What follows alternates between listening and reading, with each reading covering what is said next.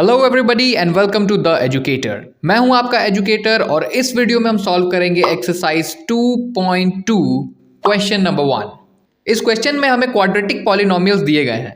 Quadratic polynomials वैसे polynomials होते हैं जिनके वेरिएबल्स के पास, जैसे इस केस में x वेरिएबल है, जिनके वेरिएबल्स के पास हाईएस्ट पावर 2 होता है। जैसे यहाँ पर x वेरिएबल है, x के पावर 2 है और ये मैक्सिमम पावर है। वैसे ही यहाँ पर 4s है, s वेरिएबल है और इसका पावर 2 है। तो ये सभी क्वाड्रेटिक पॉलिनोमियल्स हैं और हमें इनके जीरोस को फाइंड करना है और फिर उन जीरोस के बीच का रिलेशन भी वेरीफाई करना है। तो सबसे पहले हम जीरोस को फाइंड करना सीखेंगे और फिर हम सीखेंगे कि रिलेशन को कैसे वेरीफाई करते हैं। मेरा आपसे रिक्वेस्ट है कि प्लीज आप 2-3 क्वेश्चंस देख लें, तब जाके आपको क्लियरिटी आने लगेगी। अब इन क्वेश्चंस को सॉल्व करने के लिए हम लोग मिडिल टर्म को स्प्लिट करते हैं।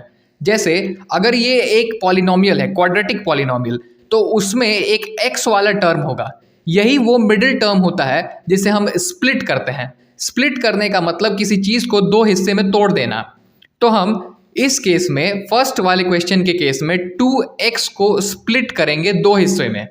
अब मान लेते हैं कि हमने इसे दो हिस्सों में तोड़ दिया, p एंड q। इसको बस हमने समझने के लिए एज्यूम करा है। तो क्या हम कैसे भी तोड़ सकते हैं इसको? नहीं, हमें इस 2x को इस तरीके से तोड़ना है कि जब उन दोनों नंबर्स को जोड़ें तब -2 आ जाए, मतलब x का कोफिशिएंट जो हो वो नंबर आ जाए। जैसे इस केस में अगर p और q हमारे वो दो नंबर्स होते हैं तो p और q को जोड़ने पर -2 आना चाहिए था। और जब उन दोनों नंबर्स को मल्टीप्लाई करते हैं तब इस कांस्टेंट टर्म और x स्क्वायर का कोफिशिएंट, मतलब यहां पर अगर कुछ नहीं है x स्क्वायर के साथ में तो 1 होगा। x स्क्वायर के कोफिशिएंट का मतलब होता है कि x स्क्वायर के साथ में कौन सा नंबर है। सिमिलरली x का कोफिशिएंट का मतलब होगा कि x के साथ में कौन सा नंबर है। तो वो जो दो नंबर जिसमें हमें स्प्लिट करना है -2x को, उन दोनों का प्रोडक्ट -8 और x स्क्वायर के कोफिशिएंट के प्रोडक्ट के बराबर होना चाहिए। तो इस केस में p into Q -8 into coefficient of x square क्या है, यहाँ पर 1 है। अगर कुछ नहीं होता है तो 1 हम मानते हैं, तो -8 के बराबर होना चाहिए। इसका सीधा मतलब ये है कि हमें ऐसे दो नंबर्स ढूंढने हैं जिनको जोड़ने पर -2 आ जाए और जिनको मल्टीप्लाई करने पर -8 आ जाए। अब हम उस नंबर को ढूंढेंगे कैसे? तो आप मेरी बात को ध्यान से गांठ बांध के रख लो कि वो जो दो नंबर्स होते हैं हमेशा इस प्रोडक्ट वाले नंबर, मतलब जो इन दोनों के प्रोडक्ट्स होते हैं, कांस्टेंट टर्म और कोफिशिएंट ऑफ x स्क्वायर का जो प्रोडक्ट आपको आता है, जैसे इस केस में -8, उसी नंबर के अंदर वो दोनों नंबर्स छुपे होते हैं जो हमें चाहिए। अब कैसे वो देखते हैं। तो देखो, -8 को क्या हम ऐसे लिख सकते हैं, -4 इंटू 2, बिल्कुल लिख सकते हैं, क्योंकि -4 इंटू 2 -8 हो जाएगा। और अगर -4 + 2 करते हैं तो क्या वो -2 नहीं हो जाएगा? -4 + 2 = -2। तो हमें वो दो नंबर्स यहां पर मिल गए, जिसका मतलब है कि -2x को हम दो हिस्सों में स्प्लिट करेंगे। पहला -4x और दूसरा +2x। इस तरीके से हम मिडिल टर्म को स्प्लिट करते हैं। आगे आने वाले क्वेश्चंस को जब हम करेंगे, 2-3 और क्वेश्चंस जब हम करेंगे, तब आपको मिडिल टर्म स्प्लिट करना एकदम अच्छे तरीके से आ जाएगा। तो क्या हम इस पॉलिनोमियल को इस तरीके से लिख सकते हैं, x² -4x +2x -8? बिल्कुल लिख सकते हैं, क्योंकि भाई -4x + 2x वापस -2x हो जाएगा, तो सेम जगह पर जा सकता है। तो हम इसको ऐसे भी लिख सकते हैं। अगर आप इतनी चीज़ों को समझ चुके हो तो हमारे इस क्वेश्चन का मेन पार्ट जो था वो हमने कर लिया है। अब जो भी है सब इजी पार्ट है। अब हम इन सब में से ग्रुप बना लेंगे अपने दिमाग में कि हाँ भाई, हमने इसको एक ग्रुप मान लिया और इसको एक ग्रुप मान लिया। ठीक है, इतना कर लेंगे कि हाँ भाई, इन दोनों को हम एक ग्रुप मान रहे हैं और इन दोनों को एक ग्रुप मान रहे हैं। फिर हम देखेंगे कि उस ग्रुप में जो नंबर्स हैं, जैसे इस ग्रुप में x² और 4x, ठीक है, दो नंबर्स हैं, इन दोनों में कॉमन क्या है? तो देखो, इसमें भी x है और इसमें भी x है, दोनों में x है। इसका मतलब एक x इसमें कॉमन है, तो हम उसको बाहर निकाल लेंगे कॉमन। और उसके बाद जब ये x कॉमन निकल जाएगा तो बचेगा क्या? इसमें से जैसे अगर एक x चला गया तो बच गया एक x, minus as it is आ जाएगा। और इसमें 4x में से अगर एक x चला गया तो बच गया 4। ठीक है, तो इस तरीके से हमने इस ग्रुप में से कॉमन निकाल लिया। सेम काम हम इसमें भी करेंगे। अब हम देखेंगे कि इस वाले ग्रुप में क्या कॉमन है। तो अगर आप ध्यान से देखोगे तो इसमें 2 कॉमन है। देखो यहाँ पर तो 2 क्लियरली हमें दिख रहा है, और 8 जो होता है वो 4 इंटू 2 होता है, इसका मतलब उसमें भी एक 2 छुपा हुआ है। तो हम इन दोनों नंबर्स में से 2 को कॉमन निकाल सकते हैं। तब हमारे पास बच क्या जाएगा, अगर यहाँ से 2 निकल गया तो x बच जाएगा यहाँ पर, और माइनस एज इट इज, और 2 4 जा 8 होता है, तो 2 अगर निकल गया तो बचा क्या, 4।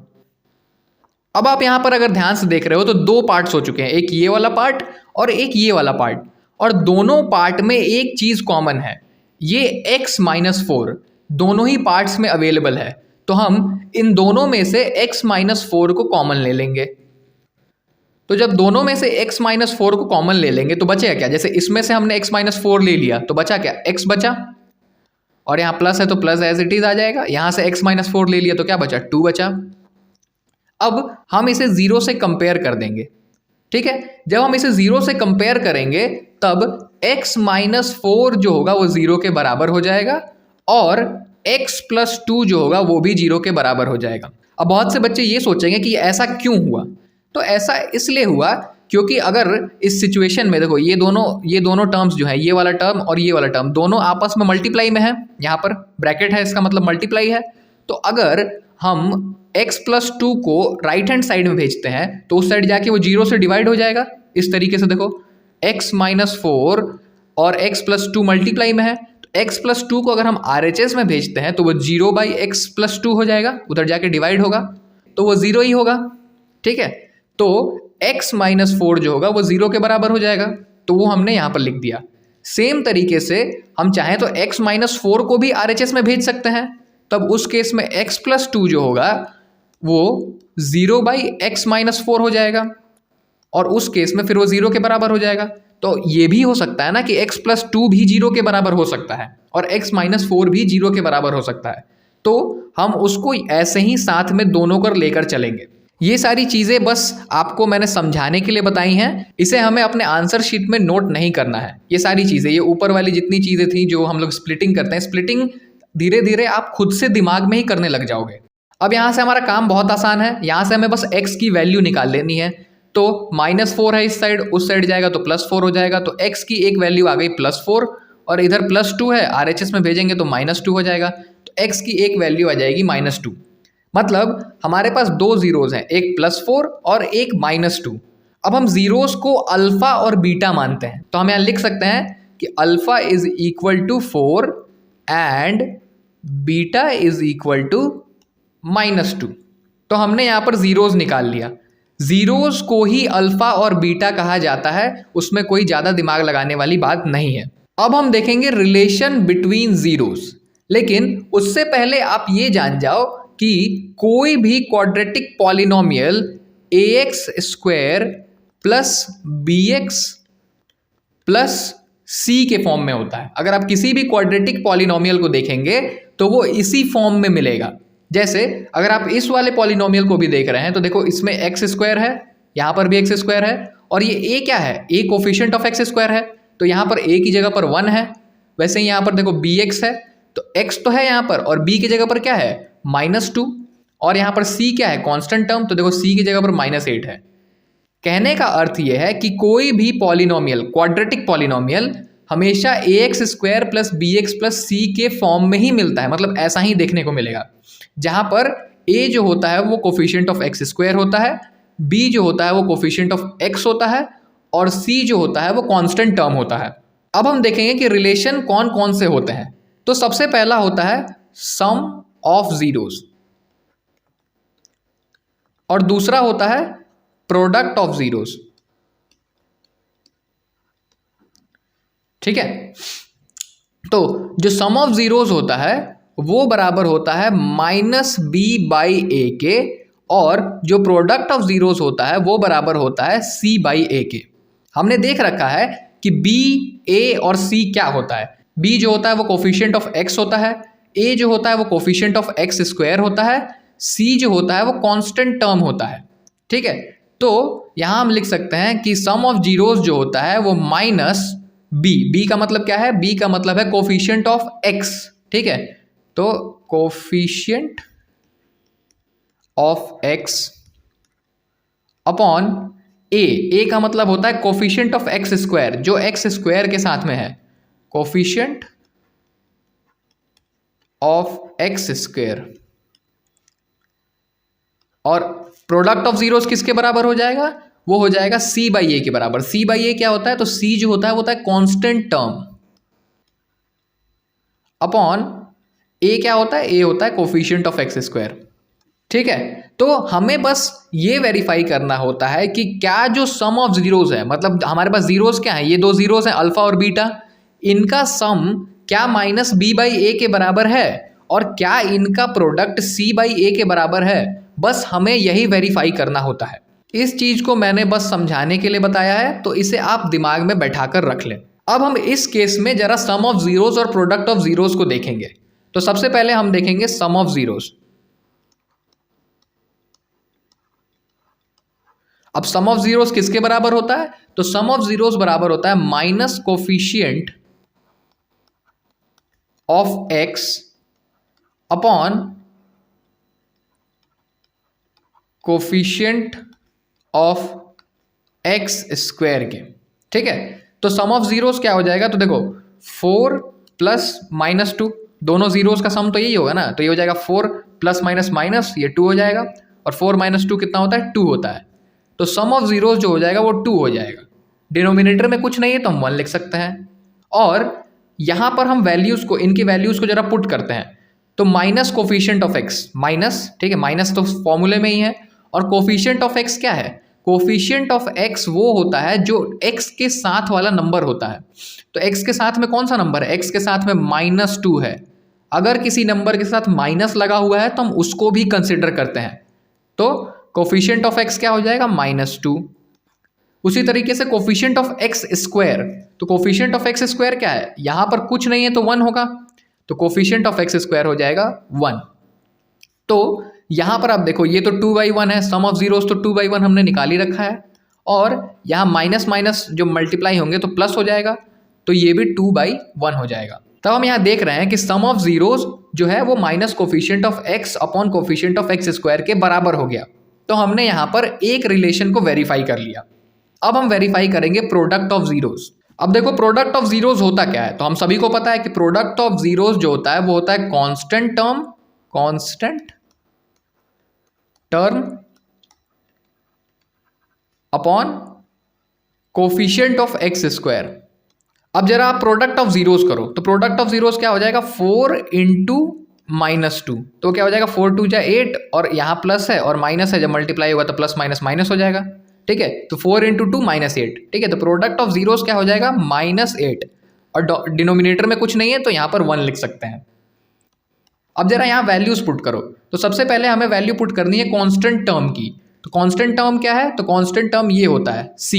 ठीक है, तो कांस्टेंट टर्म की जगह पर है -8, और उसके बाद में नीचे हमें पुट करना है कोफिशिएंट ऑफ एक्स स्क्वायर, और कोफिशिएंट ऑफ एक्स स्क्वायर क्या है, 1 है, तो हम नीचे 1 पुट कर देंगे। अब देखो यहाँ पर भी -8/1 और -8/1 बराबर आ रहे हैं, तो इसका मतलब हमने प्रोडक्ट ऑफ जीरोस को भी वेरीफाई कर लिया। मैंने आपको यहाँ पर दिखा रखा है कि किस तरीके से आप एग्जाम में लिखेंगे इस सवाल को, क्योंकि जैसे मैंने यहाँ समझाया इस तरीके से तो आप एग्जाम में लिखोगे नहीं इस तरीके से, क्योंकि यहाँ तो कुछ समझ में आ ही नहीं रहा है कि हमने करा क्या है। लेकिन आप एग्जाम में आप इस तरीके से लिख सकते हो, जिसमें आप सबसे पहले ये बताओगे कि हमारे पास जो पॉलिनोमियल है, px क्या है, पॉलिनोमियल, तो पॉलिनोमियल है वो ये है x² - 2x - 8। उसके बाद हम दिखाएंगे कि पॉलिनोमियल जो है वो 0 के बराबर है, और उसके बाद हम देखो यहाँ पर हमने पॉलिनोमियल को x² - 2x - 8 को 0 के बराबर दिखा दिया। उसके बाद हमने यहाँ पर देखो स्प्लिटिंग कर लिया, स्प्लिटिंग कैसे करते हैं मैंने सिखाई दिया है। उसके बाद देखो हमने अब मन में ही ग्रुप मान लिया कि ठीक है ये एक ग्रुप है और ये एक ग्रुप है। ठीक है, उसके बाद हमने उसमें से कॉमन निकाल लिया कि हाँ इन दोनों में से x कॉमन निकलेगा, अंदर x - 4 बच जाएगा। इन दोनों में से 2 कॉमन निकलेगा तो x - 4 बच जाएगा। अब इस वाले टर्म और इस वाले टर्म में दोनों में x - 4 कॉमन है, तो हमने फिर से x - 4 को कॉमन निकाल लिया, तो क्या बच गया, इसमें से x बच गया, इसमें से 2 बच गया। ठीक है, उसके बाद हमने दोनों को कंपेयर कर दिया 0 से। अब ऐसा क्यों होता है ये मैंने आपको ऑलरेडी सिखा रखा है। जब कंपेयर करा तो आपको दोनों जीरोस मिल गए, अल्फा और बीटा। अल्फा की वैल्यू 4 आई, बीटा की वैल्यू -2 आई। उसके बाद हमने सम ऑफ जीरोस कर दिया, सम ऑफ जीरोस का मतलब होता है सम कर देना, और सम ऑफ जीरोस किसके बराबर होते हैं? Minus coefficient of X upon coefficient of X square के। तो हमने इन दोनों की वैल्यूज इस जगह पर पुट करके चेक कर ली कि हाँ भाई सम ऑफ जीरोस जो है वो सही आ रहा है। उसके बाद हमने प्रोडक्ट ऑफ जीरोस को भी वेरीफाई कर लिया सेम तरीके से। ये जो फॉर्मूला है कि sum of zeros is equals to coefficient of X upon coefficient of X square या फिर माइनस बी बाई ए, और product of zeros is equals to constant term upon coefficient of X square या फिर सी by ए, इसको आप अपने दिमाग में बैठा के रख लेना क्योंकि ये आपको बहुत काम आएगा। अब हम सॉल्व करेंगे सेकंड पार्ट को। सेकंड पार्ट में हमें दे रखा है 4s square minus 4s plus 1। अब यहाँ बहुत से बच्चे s को देखकर घबरा जाएंगे। इसे देखकर घबराना नहीं है, क्योंकि यहाँ पर a b c d या फिर x या फिर s कुछ भी रहे, कोई भी वेरिएबल रहे, उससे कोई फर्क नहीं पड़ता है। हमारा सब प्रोसेस सेम ही रहता है, बस वेरिएबल चेंज हो जाता है। तो हम सभी को मालूम है कि हम लोग मिडिल टर्म को स्प्लिट करते हैं। इसका मतलब हम इस वाले टर्म को स्प्लिट करेंगे, तो हम माइनस 4s वाले टर्म को स्प्लिट करेंगे। और कैसे स्प्लिट करेंगे कि जब उन दोनों नंबर्स को जोड़ें तो हमारे पास क्या आना चाहिए? -4, जो इसका कोफिशिएंट है वो आना चाहिए, ठीक है। और जब दोनों नंबर्स को मल्टीप्लाई करें तब क्या आना चाहिए? Constant term into coefficient of S square, ठीक है। 4 इंटू 1 कितना आना चाहिए? 4 आना चाहिए। अब मैंने बताया कि वो दोनों नंबर्स इनके प्रोडक्ट में ही छुपा होता है। जो इन दोनों नंबर्स का प्रोडक्ट होता है, मतलब ये वाला नंबर, उसमें ही वो दो नंबर्स छुपे होते हैं। अब देखते हैं कैसे। तो हम 4 को क्या लिख सकते हैं? 2 इंटू 2 लिख सकते हैं, लेकिन 2 इंटू 2 4 तो हो जाएगा, लेकिन क्या 2 प्लस 2 माइनस 4 होगा? बिल्कुल नहीं। 2 प्लस 2 माइनस 4 थोड़ी होगा, 2 प्लस 2 तो 4 होगा। तो हम इसको अब कैसे टैकल करते हैं? क्या हम यहाँ पर दोनों जगहों पर माइनस साइन लगा सकते हैं? आप मुझे बताओ, क्या लगा सकते हैं? बिल्कुल लगा सकते हैं, क्योंकि -2 इंटू -2 तो 4 ही होता है ना। देखो 2 2 जा 4 और माइनस माइनस आपस में मल्टीप्लाई होकर प्लस हो जाएगा, तो -2 इंटू -2 तो +4 हो ही जाएगा। और अगर हम -2 प्लस -2 करते हैं तो क्या हो जाएगा? यहाँ -2 और ये प्लस माइनस माइनस हो जाएगा, -2 -2 क्या होता है? -4 होता है।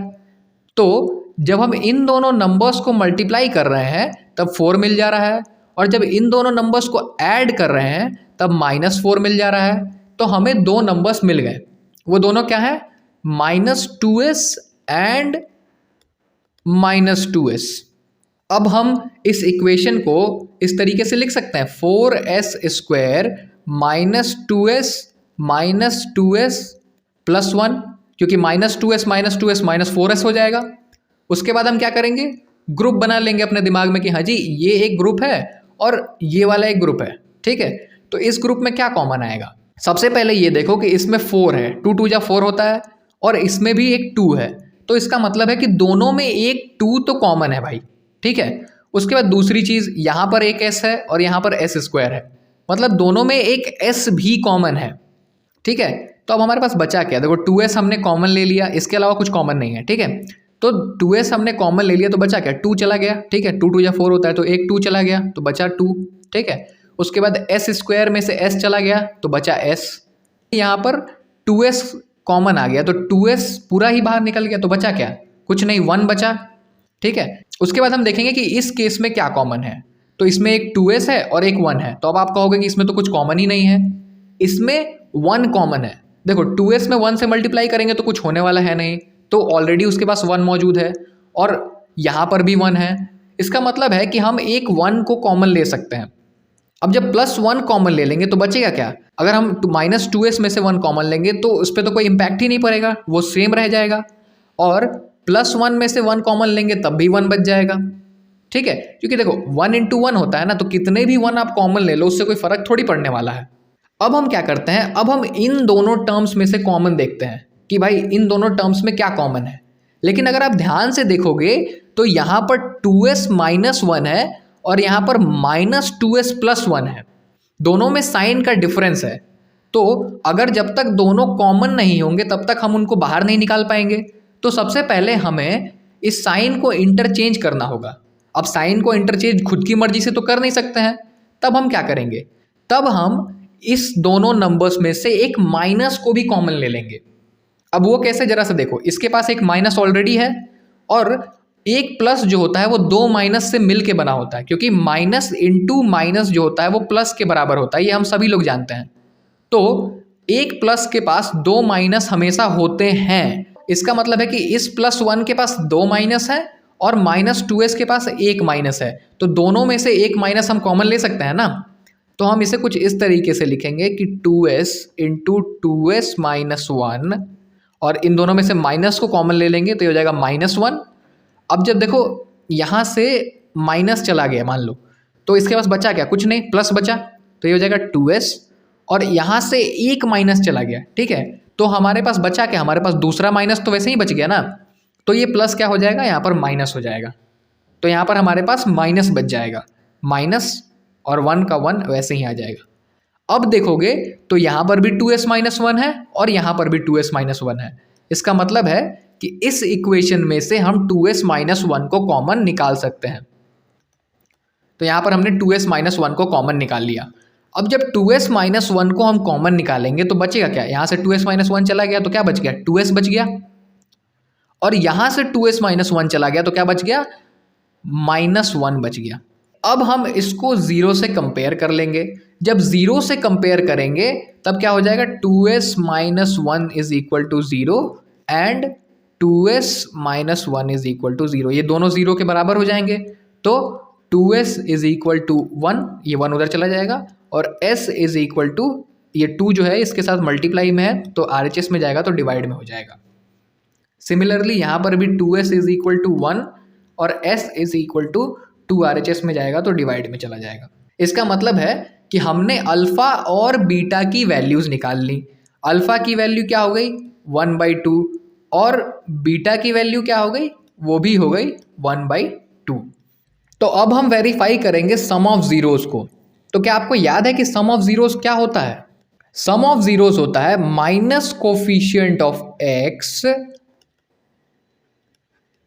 Upon coefficient of x square.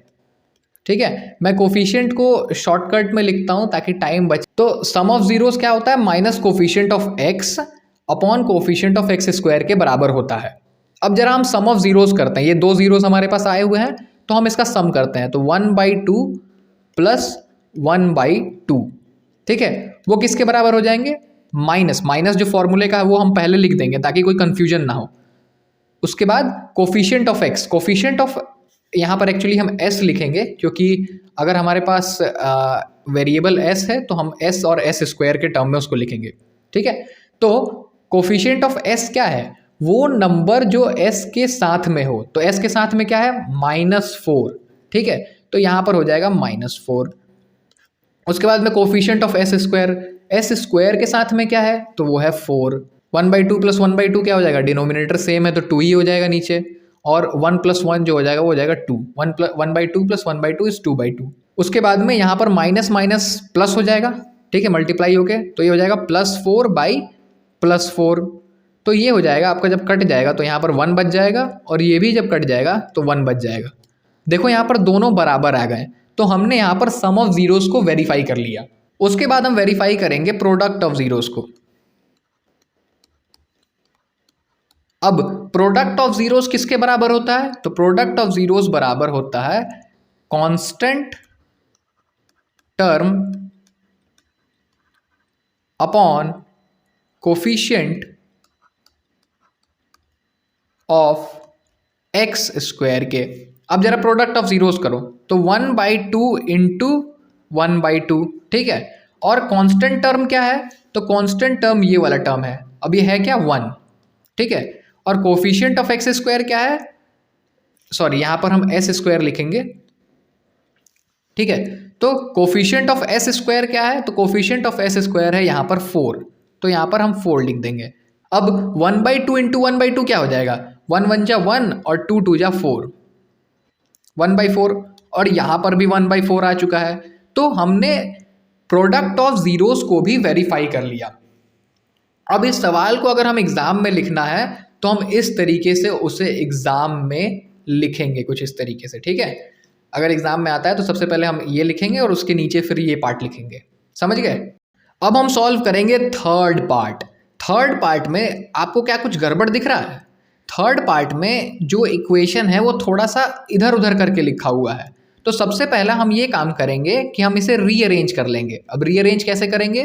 तो ये हो जाएगा 6x² और यहाँ पर देखो -3 -7x है, तो हम इसको सिंपली लिख सकते हैं -7x -3, जिसकी जो प्लेस है उसको हमने उसको वापस कर दी। ठीक है, क्योंकि हमें पता है कि कोई भी क्वाड्रेटिक पॉलिनोमियल जो होता है वो ax² plus bx plus c के फॉर्म में होता है। मतलब x वाला टर्म हमेशा बीच में आएगा और कांस्टेंट वाला टर्म एंड में आएगा। तो हमने उसको अरेंज कर दिया। अब हम क्या करेंगे? मिडिल टर्म को स्प्लिट करेंगे, मतलब -7x को स्प्लिट करेंगे। कैसे स्प्लिट करेंगे?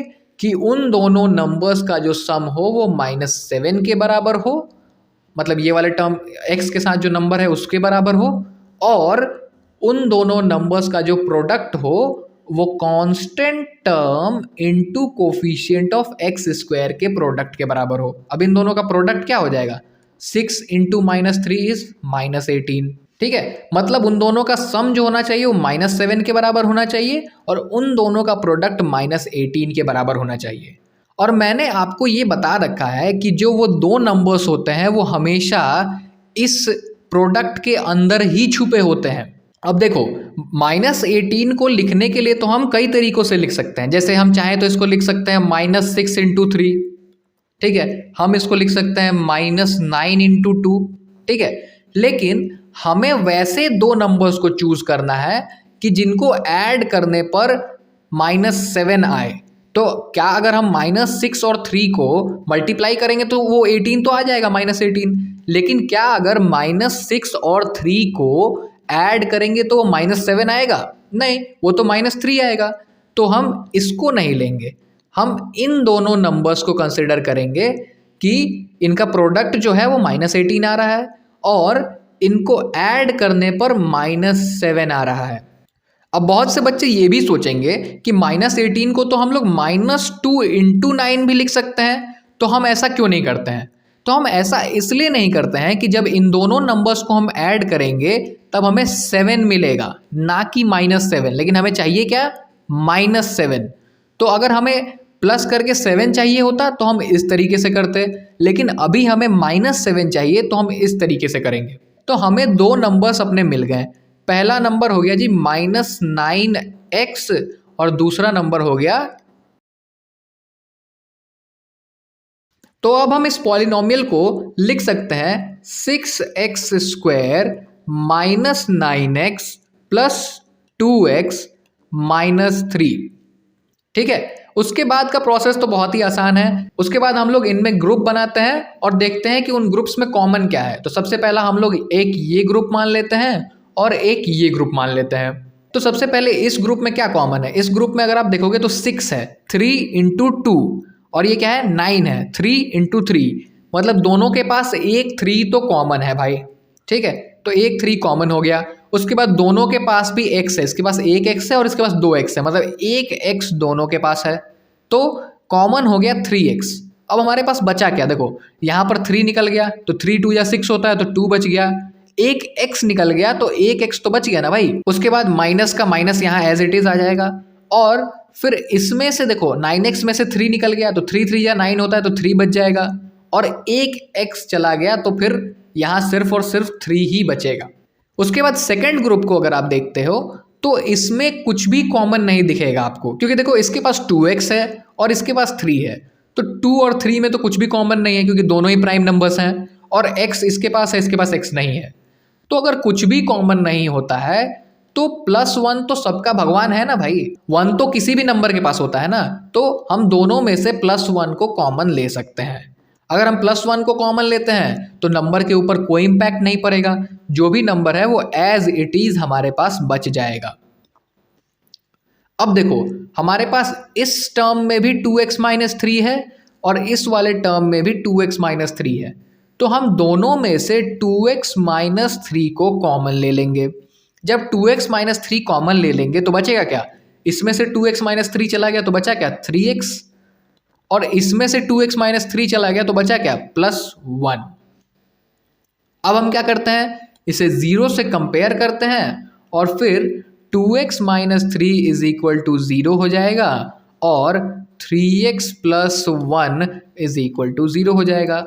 अब हम इन इक्वेशंस को सॉल्व कर देते हैं। तो 2x माइनस 3 है इधर, RHS में जाएगा तो वो प्लस 3 हो जाएगा और उसके बाद में यहाँ पर 2 जो है वो मल्टीप्लाई में है, RHS में जाएगा तो वो डिवाइड में हो जाएगा, तो वो हो जाएगा 3/2। सिमिलरली यहाँ पर 3x प्लस 1 है तो इधर यहाँ पर प्लस 1 है, RHS जाएगा तो माइनस 1 हो जाएगा, तो ये हो जाएगा 3x इज इक्वल टू -1 और फिर यहाँ पर 3 मल्टीप्लाई में है, RHS में जाएगा तो डिवाइड में हो जाएगा, तो x इज इक्वल टू -1/3। इसका मतलब है हमें अल्फ़ा और बीटा 2 ज़ीरोज़ मिल गए, तो हम लिख सकते हैं कि alpha is equal to 3/2 and beta is equal to -1/3। अब हम रिलेशंस को वेरीफाई करेंगे, तो उसके लिए सबसे पहले हम लोग निकाल लेंगे सम ऑफ ज़ीरोज़। हमें पता है कि सम ऑफ ज़ीरोज़ किसके बराबर होता है, तो सम ऑफ ज़ीरोज़ बराबर होता है minus coefficient of x upon coefficient of x square के। तो सम ऑफ ज़ीरोज़ कर लेंगे तो 3/2 प्लस -1/3 हो जाएगा। ठीक है, अब वैल्यूज़ को पुट करेंगे तो यहाँ पर सबसे पहले माइनस एक फॉर्मूले का ही है तो हम यहाँ पर माइनस लिख देंगे। उसके बाद में कोफिशिएंट ऑफ x को पुट करेंगे, तो कोफिशिएंट ऑफ x क्या है, देखो कोफिशिएंट ऑफ x है -7, x के साथ में क्या है -7, तो -7 को यहाँ पर लिख देंगे। अपॉन में कोफिशिएंट ऑफ x स्क्वायर को पुट करेंगे, तो कोफिशिएंट ऑफ x स्क्वायर क्या है 6, तो यहाँ पर 6 लिख देंगे। उसके बाद में यहाँ पर प्लस माइनस माइनस हो जाएगा, तो 3/2 और यहाँ बीच में हो जाएगा -1/3 इज इक्वल टू, यहाँ पर देखो माइनस माइनस क्या हो जाएगा प्लस हो जाएगा, तो प्लस 7/6। अब इन दोनों को हम सॉल्व कर लेंगे, तो सबसे इनको सॉल्व करने के लिए हम लोग LCM लेंगे, तो 3 2 जा 6, LCM क्या हो जाएगा 6 और उसके बाद में 2 से 3 बार में जाता है तो 3 3 जा क्या हो जाएगा 9 माइनस 3 2 जा 6 होता है, तो 2 कहाँ मल्टीप्लाई हो जाएगा न्यूमरेटर में, तो 2 1 जा 2 इज इक्वल टू 7/6 होना चाहिए। उसके बाद में देखो 9 माइनस 2 क्या हो जाएगा 7 और डिनोमिनेटर में क्या है 6, दैट इज इक्वल टू 7/6। तो RHS और LHS दोनों आपस में बराबर हो गए, इसका मतलब है कि हमने सम ऑफ ज़ीरोज़ को वेरीफाई कर लिया। अब जरा प्रोडक्ट ऑफ ज़ीरोज़ को वेरीफाई कर लेते हैं। तो प्रोडक्ट ऑफ ज़ीरोज़ हमें पता है कि constant term upon coefficient of x square के बराबर होता है, तो कोफिशिएंट ऑफ x स्क्वायर के बराबर हो जाएगा।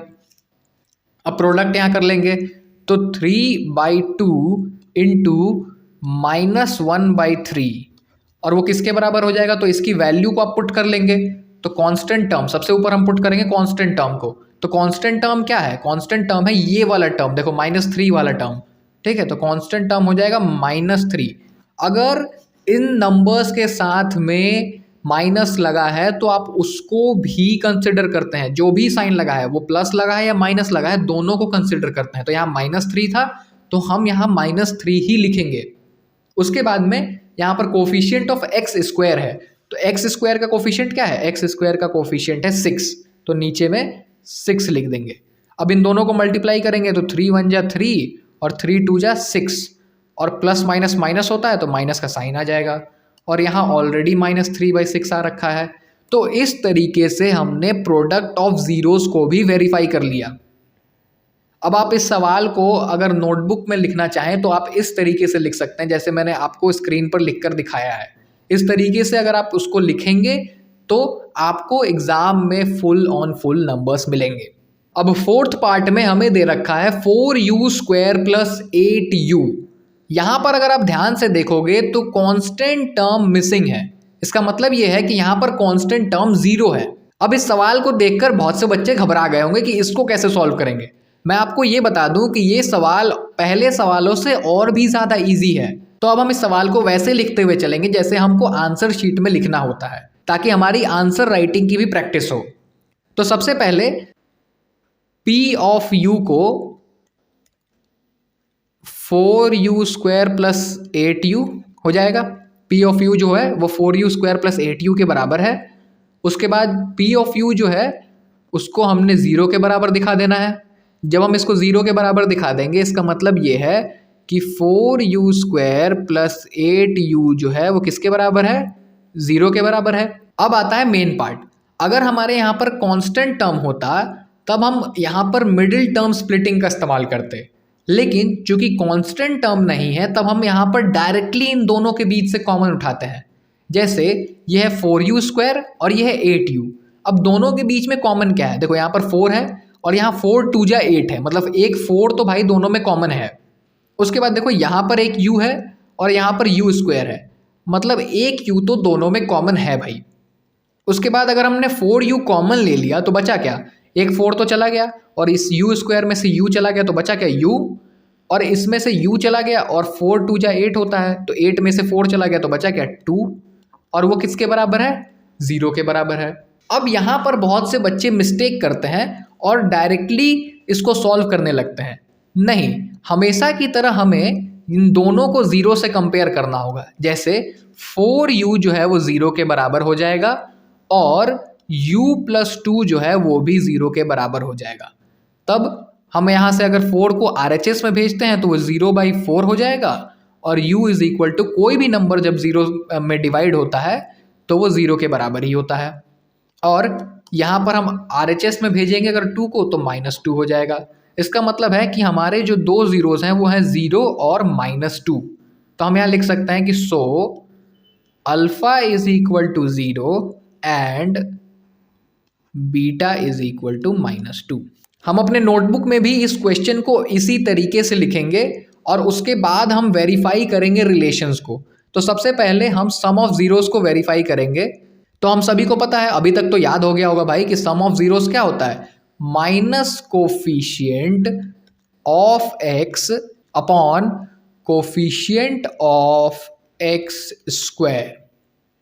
अब सम ऑफ ज़ीरोज़ क्या हो जाएगा, तो 0 + -2, ठीक है, वो किसके बराबर हो जाएगा, -2 के। डिनोमिनेटर कुछ नहीं है तो 1 लिख सकते हैं। और यहाँ पर अगर हम वैल्यू पुट करेंगे तो पहले तो माइनस तो फॉर्मूला में ही है, उसके बाद में कोफिशिएंट ऑफ x। अब देखो यहाँ पर u है तो हम यहाँ पर कोफिशिएंट ऑफ u और कोफिशिएंट ऑफ u² लिखेंगे। तो कोफिशिएंट ऑफ u क्या है, कोफिशिएंट ऑफ u है 8, तो यहाँ क्या हो जाएगा, 8 हो जाएगा। और कोफिशिएंट ऑफ u² क्या है, कोफिशिएंट ऑफ u² है 4, तो यहाँ क्या हो जाएगा, 4। उसके बाद में अगर आप इसको देखोगे तो 4 से 8 जो है वो 2 टाइम्स में कट जाएगा, तो हमारे पास बचेगा -2/1। अब देखो यहाँ पर भी -2/1 है, यहाँ पर भी -2/1 है। इसका मतलब है कि हमने सम ऑफ ज़ीरोज़ को वेरीफाई कर लिया। अब हम वेरीफाई करेंगे प्रोडक्ट ऑफ ज़ीरोज़ को। तो हमें पता है कि प्रोडक्ट ऑफ ज़ीरोज़ जो होता है वो किसके बराबर होता है, तो अब तक हमको याद हो गया है कि प्रोडक्ट ऑफ ज़ीरोज़ जो होता है वो होता है कांस्टेंट टर्म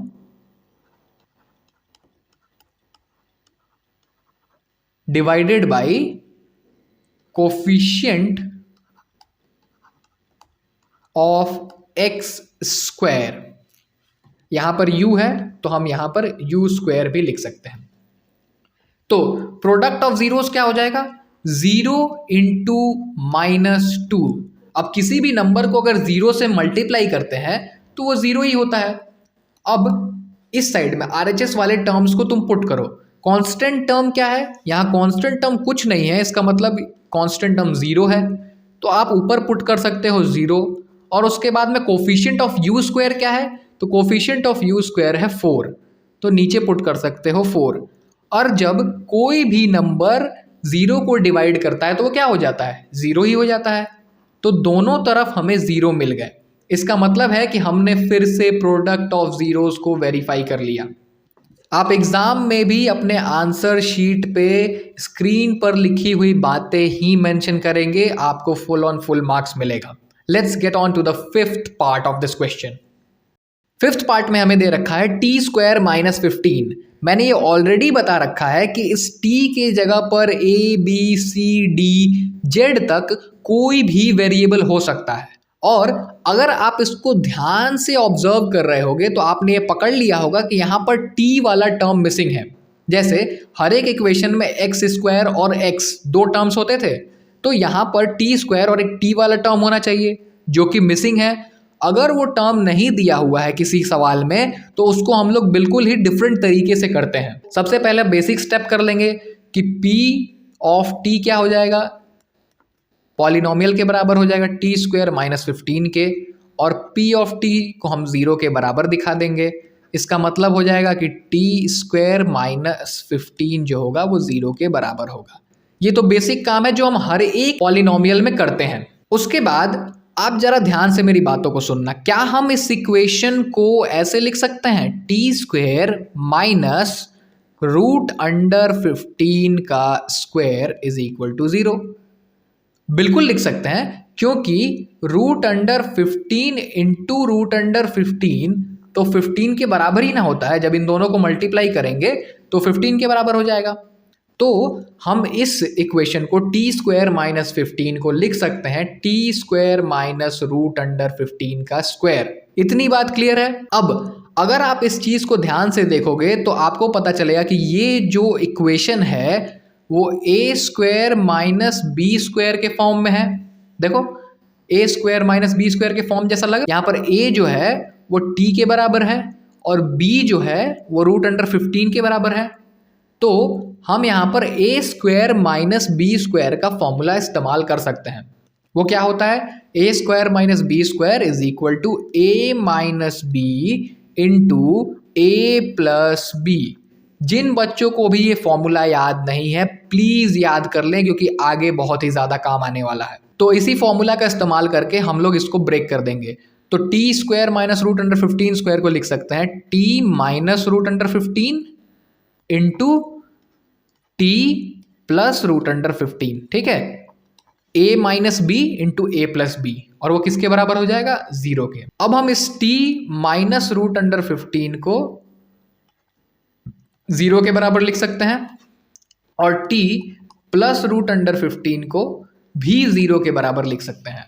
तो t इज इक्वल टू क्या हो जाएगा, उधर साइड RHS साइड जाएगा तो प्लस रूट अंडर 15 हो जाएगा, और यहां पर t इज इक्वल टू क्या हो जाएगा, माइनस रूट अंडर 15 हो जाएगा। क्लियर? तो हमें दोनों जीरोस मिल गए, तो हम यहां लिख सकते हैं alpha is equal to root under 15 and beta is equal to minus root under 15। अब आओ जरा सम ऑफ जीरोस और प्रोडक्ट ऑफ जीरोस वेरीफाई कर लें। तो सबसे पहले सम ऑफ जीरोस, तो सम ऑफ जीरोस किसके बराबर होता है, अभी तक तो हमारे दिमाग में बैठ चुका है भाई। सम ऑफ जीरोस जो होता है वो माइनस कोफिशिएंट ऑफ एक्स, अब यहाँ पर t वेरिएबल है तो हम लोग लिख सकते हैं minus coefficient of t upon coefficient of t square के बराबर होगा। अब सम ऑफ जीरोस क्या हो जाएगा, तो वो हो जाएगा root under 15 plus minus root under 15। ठीक है, तो ये क्या हो जाएगा, root under 15 minus root under 15, और वो किसके बराबर, इन दोनों को जब माइनस करेंगे तो क्या हो जाएगा, 0 हो जाएगा। रूट 15 में से रूट 15 0। अब यहाँ जरा वैल्यू पुट करो। सबसे पहले तो माइनस फॉर्मूले का वहां रख देंगे, उसके बाद देखो कोफिशिएंट ऑफ t क्या होगा। अब आप कहोगे कि यहाँ t वाला टर्म तो है ही नहीं, तो हम कोफिशिएंट ऑफ t कैसे बताएं। अब जरा आप ध्यान से सोचो कि क्या t कभी गायब हो सकता है।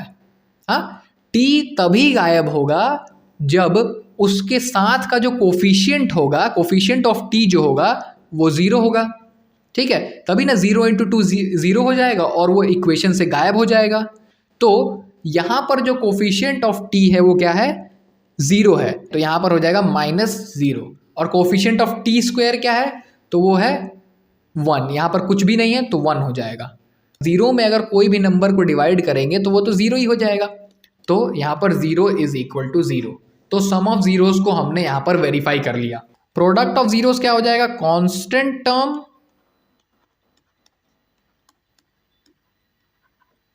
Upon coefficient of X square.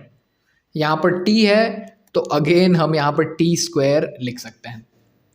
तो प्रोडक्ट ऑफ जीरोस क्या हो जाएगा, root under 15 into minus root under 15। ठीक है, अब जरा इसको मल्टीप्लाई कर लेते हैं। तो जब मल्टीप्लाई करेंगे तो क्या हो जाएगा, रूट 15 तो 15 हो जाएगा, और यहाँ पर माइनस साइन है और यहाँ पर प्लस साइन है, प्लस माइनस आपस में मल्टीप्लाई होके माइनस बन जाता है। डिनोमिनेटर में कुछ नहीं है तो आप 1 रख सकते हो। उसी तरीके से यहाँ पर अगर आप ध्यान से देखोगे, जब इनकी RHS में जब वैल्यू पुट करोगे तो यहाँ पर क्या है, कांस्टेंट टर्म। तो हमारे पास कांस्टेंट टर्म क्या है, कांस्टेंट टर्म है -15, तो यहाँ पर -15 हो जाएगा। ठीक है, तो यहाँ पर भी -15/1 हो गया और यहाँ पर भी -15/1 हो गया। LHS is equal to RHS, तो हमने प्रोडक्ट ऑफ जीरोस को भी वेरीफाई कर लिया है। अब हम आ चुके हैं इस क्वेश्चन के लास्ट पार्ट पे, जिसमें दे रखा है 3x² - x - 4।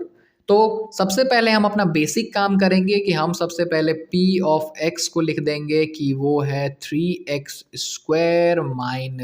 x - 4 और p ऑफ x को 0 के बराबर लिख देंगे। तो 3x² - x - 4 जो होगा वो 0 के बराबर हो जाएगा।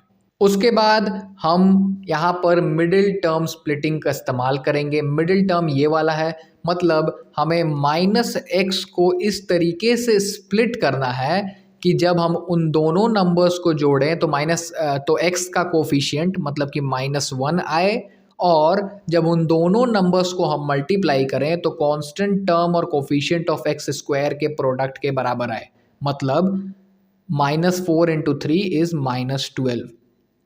ठीक है, और मैंने तुम्हें ये ऑलरेडी बता रखा है कि जो दो नंबर स्प्लिट करने के बाद आएंगे वो इस प्रोडक्ट वाले नंबर के अंदर ही छुपे हुए होते हैं। तब हम यहाँ पर -12 को अलग अलग तरीक़ों से लिखते हैं और उसके बाद इन दोनों कंडीशंस को चेक करते हैं। जैसे हम -12 को लिख सकते हैं -6 × 2, ठीक है, -12 × 1, -4 × 3, ठीक है, हम लोग अलग अलग तरीक़ों से लिख सकते हैं।